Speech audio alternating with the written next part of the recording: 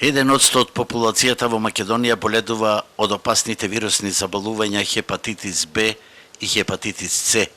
Бидејќи овие лица се во имунокомпромитирачка состојба, мораат многу повеќе да се пазат од инфекција со COVID-19.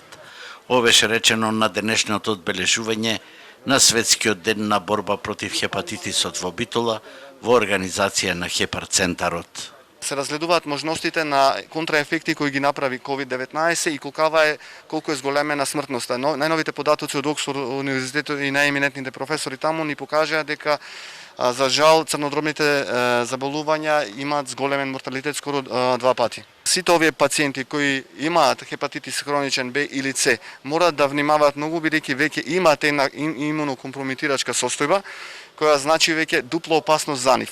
Со поддршка од Светската здравствена организација, Битолскиот интернационален центар се наметна пред Министерството за здравство, откаде што за пациентите во инфективната клиника е обезбедена најновата иновативна терапија со која може да се лечи хепатитисот С.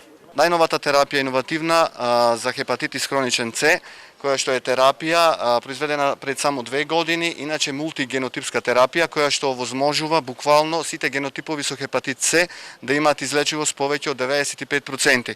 Следна кампања ќе биде новата терапија да се стави на позитивната листа на лекови и да биде бесплатна за сите пациенти во државата, за да се искорени ова опасно вирусно заболување.